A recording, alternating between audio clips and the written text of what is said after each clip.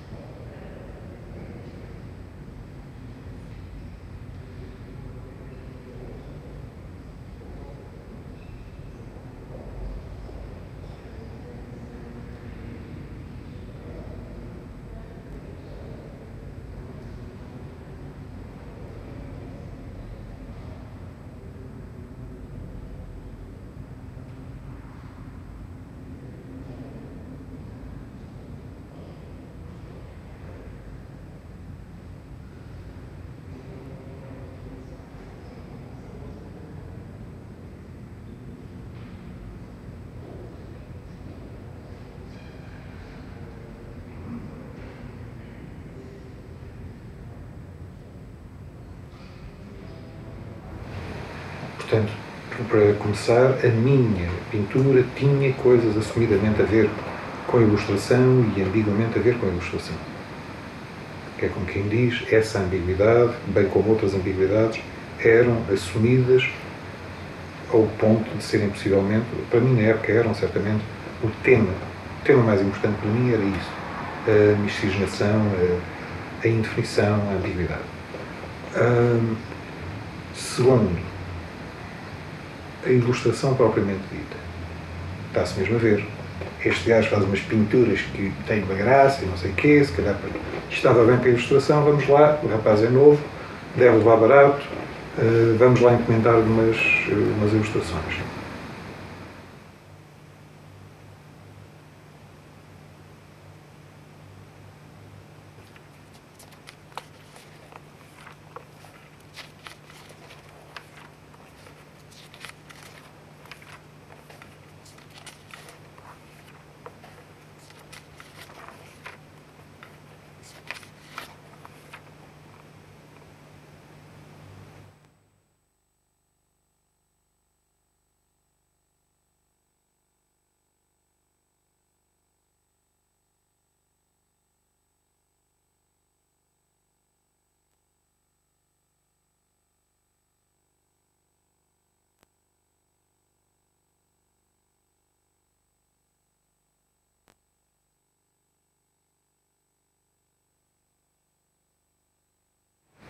em 1970, eu fiz todas as pranchas coloridas do Peregrino Blindado, cuja linguagem de banda desenhada é problemática, e lá está, é ambígua, está próxima, é gráfica, tem a tinta da China, mas tinha as cores disso tudo.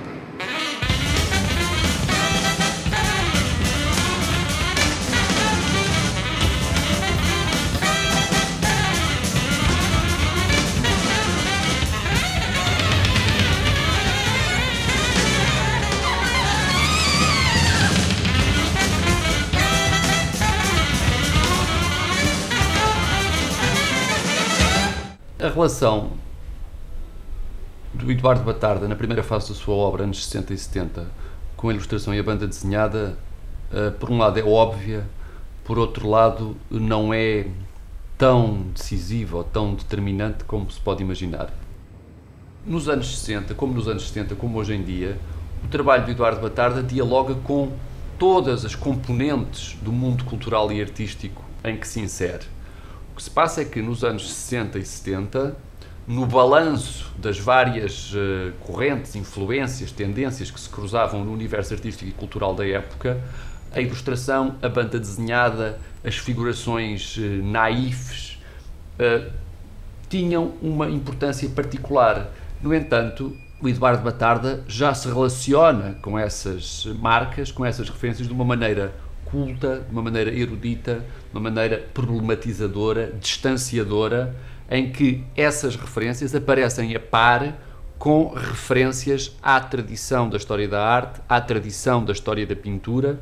Isto é, há de facto uma relação com a ilustração, com a banda desenhada, que é evidente, mas essa relação é uma consequência de uma atitude básica, fundamental em todo o trabalho do Batarda, que é a relação com o conjunto das determinações da situação artística e cultural em cada momento. Sucede que nessa altura, no âmbito da explosão da arte pop e no rescaldo da arte pop, esse tipo de referências eram muito relevantes.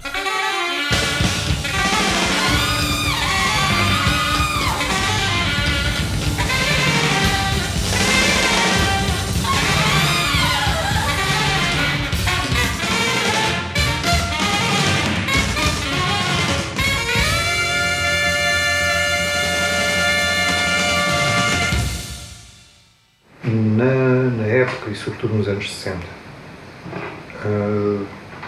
algumas daquelas coisas, enfim, quase tudo que eu fazia, foi muito rapidamente considerado uma coisa de sátira. É evidente que era, mas começava por ser importante, pelo menos para mim, que as imagens saíssem de linguagens, desses universos das linguagens satíricas. Que é como quem diz, primeira coisa, havia uma apropriação de outro lugar.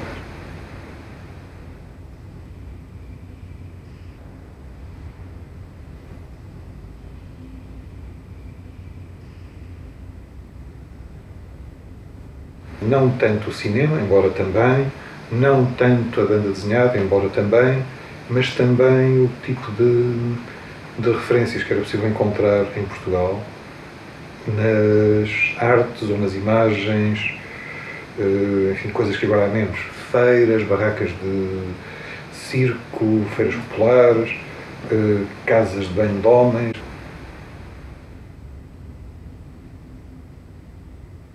Portanto, era ao mundo das artes, desde logo, e à circulação das artes, às pretensões das artes, que era a minha sátira mais evidente, ou pelo menos aquela que eu mais assumia.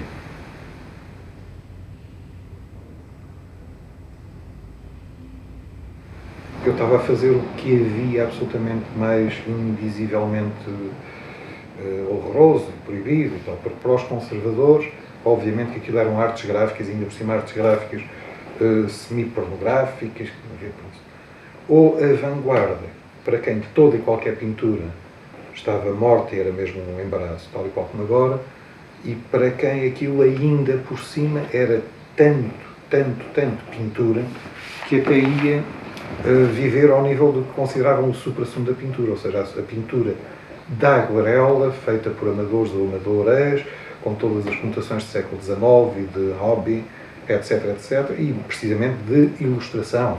Se tem que ser pintura, querem, então que seja ao menos abstrata, heroica, grande, americana, se possível. E eu fazia essas coisas todas.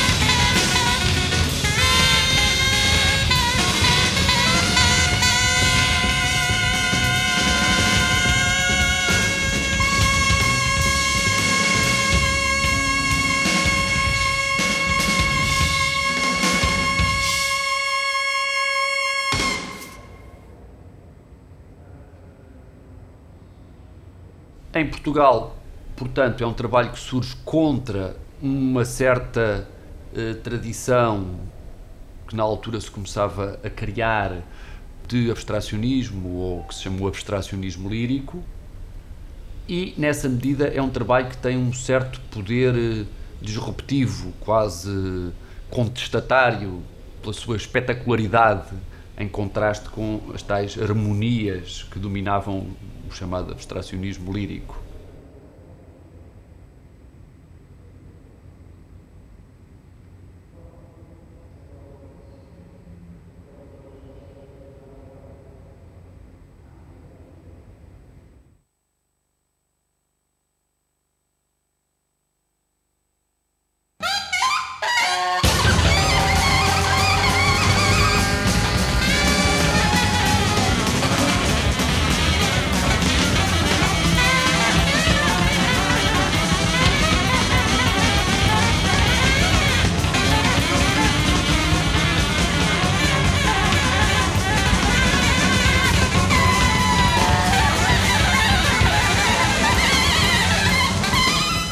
Tentei mesmo, não foi tão inconscientemente como isso, foi quase a brincar comigo próprio, regressar ao ponto em que tinha deixado as coisas em maio de 75, portanto, maio de 75 a abril de 78.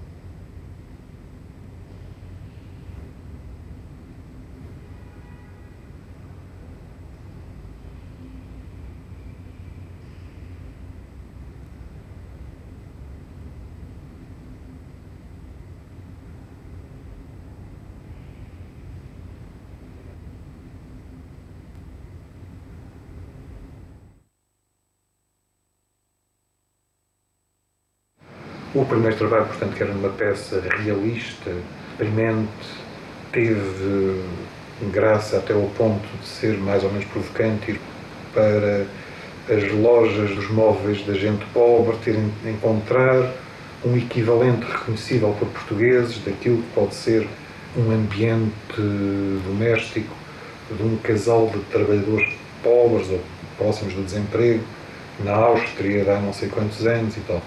E lembro que o Luís Miguel Sintra e o Jorge Silva Melo me deixaram fazer uma espécie de contrapartida ao cenário hiperreal do casal hiperreal em palco, com uma projeção tipo Hollywood ou Hawaii, Honolulu, anos 47, e uma série de vasos com plantas muito bonitos e tal. A ideia era confrontar o cenário real com o cenário kitsch dos sonhos dessas pessoas.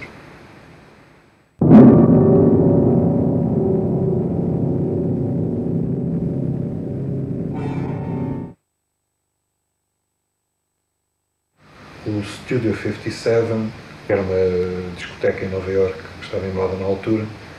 A alusão que aparecia em palco era apenas por tabela do Studio 57 uma alusão a uma pobre telenovela brasileira que estava a passar em Portugal, que tinha a ver com o ambiente das discotecas, etc. Em que eu tinha, portanto, feito um ponto de tombadilho, ou do convés, ou lá como é que se chama num navio, na forma, ou na imitação de uma forma que aparecia nessa telenovela, por imitação da decoração original do Studio 57.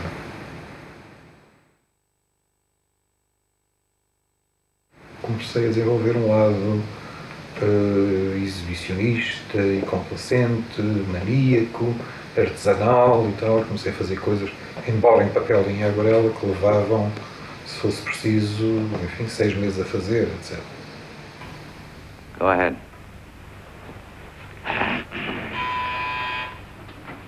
Huh? Maybe she's back. If she is, she hasn't got her gun.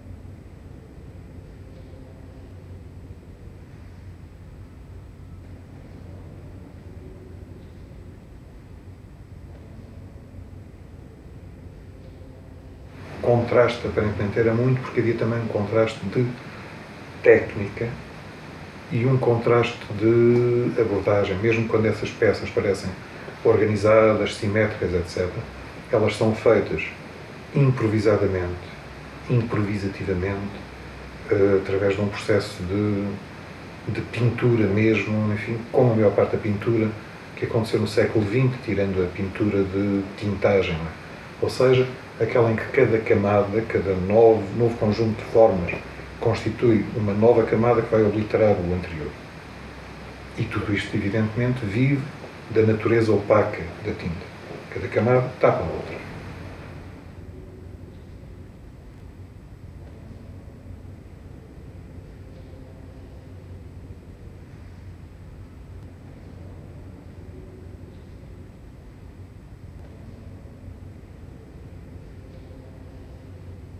O processo é completamente contrário, embora comparável, contrário não, inverso ao que eu usava na aguarela, em que a pintura era praticamente uma única camada.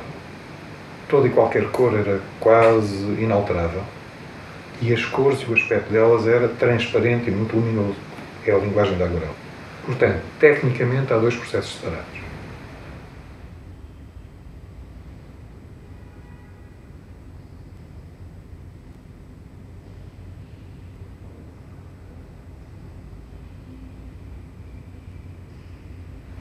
Possivelmente a data em que eu comecei a fazer isso, 79, para depois começar a fazer com algum sistema mais 80, 81, tem certamente a ver com essa emergência dessas patetices todas, dos neoexpressionismos americano-alemão, da transvanguardia, etc.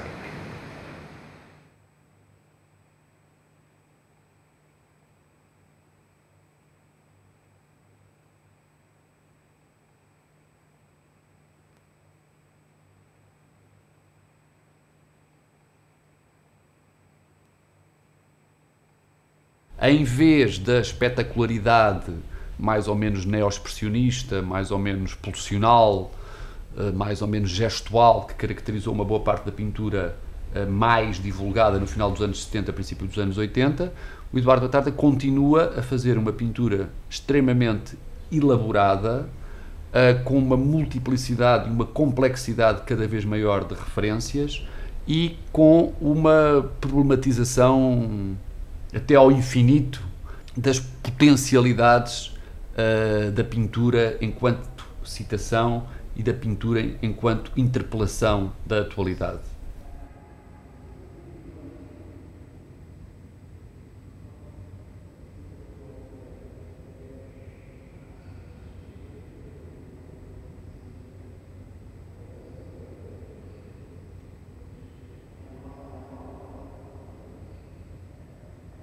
Há uma tensão entre abstração e figuração. Normalmente a abstração apoia-se numa alusão a pelo menos 2 ou 3 linguagens possíveis. Portanto, ela é também citacional e apropriacionista.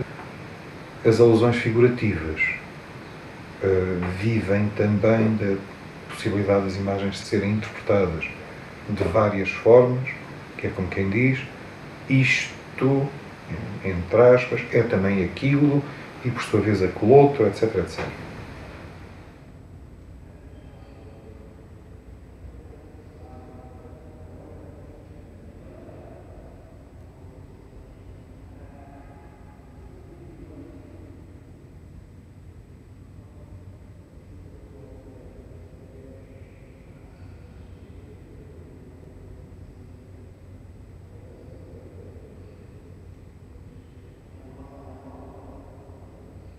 Então eu faço quadros às cores.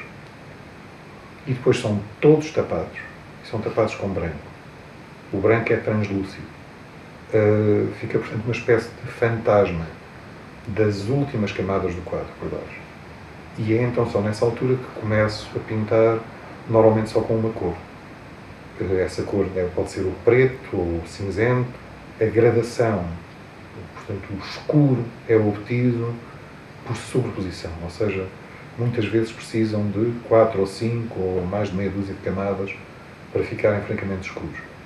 Com o escuro vou então recapitulando, revendo, reinventando os tais vestígios do quadro. Com isso eu posso manter zonas em que toda a memória do quadro é então repescada, mas pelo contrário, noutras zonas ou noutros quadros eu posso passar o tal escuro por cima de uma quantidade desses pormenores ou desses esmiuçados e obter zonas mais sintéticas ou mais simplificadas ou zonas de repouso maiores e tal. A história das camadas e da obliteração tornou-se muitíssimo mais complicada porque a própria técnica é usada a fingir e, por assim dizer, é como se pintasse o fantasma de quadros que estiveram lá por baixo, ou o negativo. Aí a primeira influência, ou a primeira inspiração, houve uma inspiração direta, foi muito prosaicamente as crucifixões do Cimabue na Igreja Superior de Assis, em que os homens experimentaram um branco que reagiu mal, reagiu como não devia, com o óxido de cálcio e virou preto. Que é como quem diz que os brancos são pretos, os cinzas ou as cores, todas as cores que não são temperadas com branco, portanto todos os claros passaram na exata razão inversa a escuros. Isso, essa espécie de radiografia ou de negativo dos quadros, interessou-me na altura.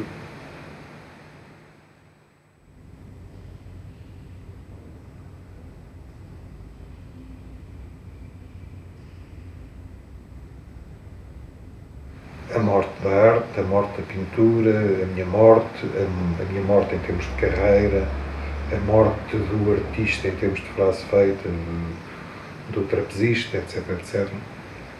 É evidente que eu estou também a fazer troça disso. Portanto, é principalmente pintura satírica. Obviamente que há também uma metáfora do silêncio através desse processo do apagar. Tem a ver com o silêncio, na sua oposição a ruído, mas sobretudo na sua oposição a discurso e na capacidade de ser produzido um discurso capaz, coerente, etc. Como tal, é também uma dúvida posta sobre a pintura e se alguém tolerar hoje em dia a pintura como arte, de novo sobre a capacidade da arte em dizer coisas, ou dizer coisas em arte.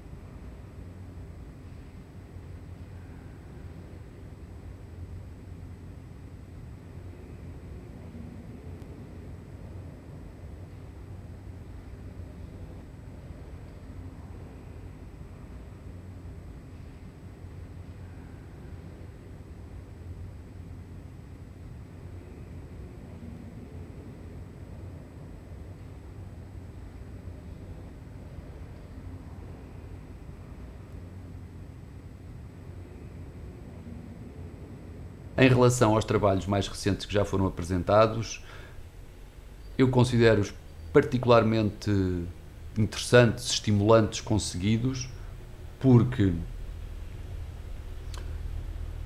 vão pegar em diferentes características formais, em diferentes problemas que foram dominantes em diferentes momentos da trajetória do Eduardo Batarda e cruzam essas referências, misturam essas características dominantes, isto é, são trabalhos que vêm desarrumar a tendência que nós poderíamos ter para arrumar a anterior obra do Batarda em diferentes fases, todas bem diferentes e bem separadas umas das outras.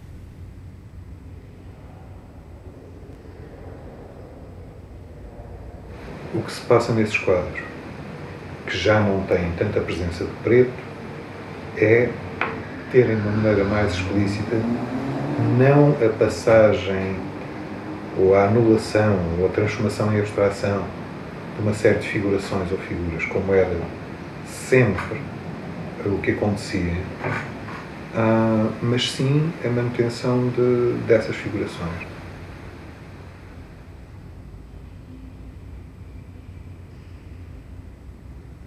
Eram umas grosserias básicas, enfim, grafites de casa de banho, se quisermos, que ilustram anedotas conhecidas do repertório, digamos, do meu tempo de andar no liceu ou na escola.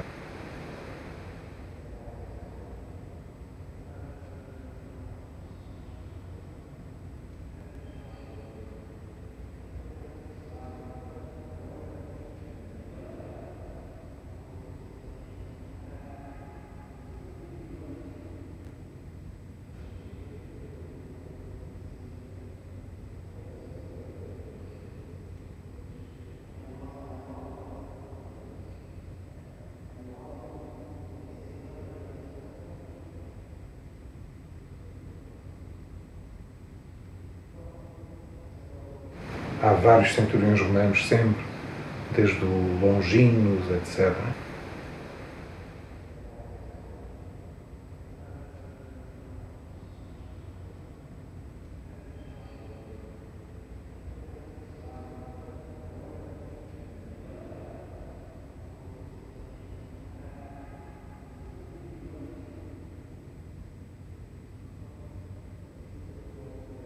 Há um aspecto particularmente curioso em relação às palavras que surgem nos trabalhos. É que, na medida em que são pintadas, elas são também pintura. Sendo palavras ou frases, são também imagens. E reforçam aquela ideia básica no trabalho do Eduardo Batarda, que é o seguinte: qualquer pintor, qualquer artista, qualquer pintura lida com todas as imagens que existam à sua volta ou que alguma vez tenham existido.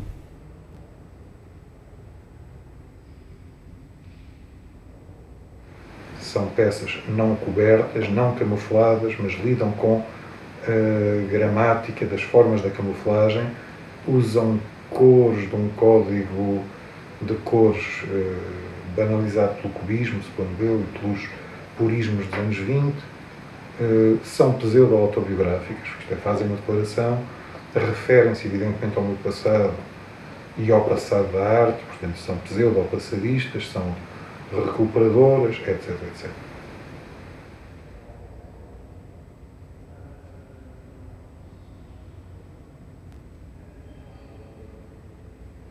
Nwapa, que é uma espécie de palavra africanista e que são as iniciais do I never was a pop artist, ou seja, eu nunca fui um artista pop.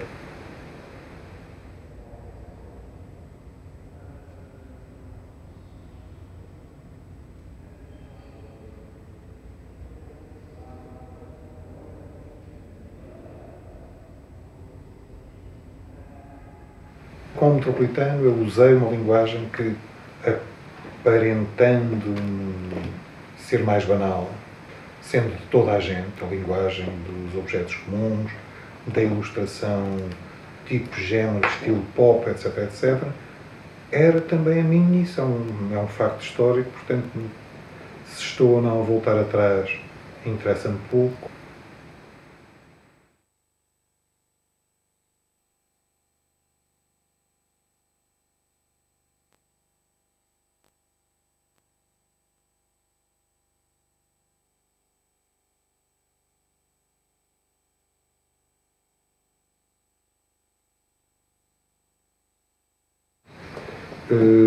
Fiz pintura, visto que, de certo modo, me provocaram sempre a fazê-la.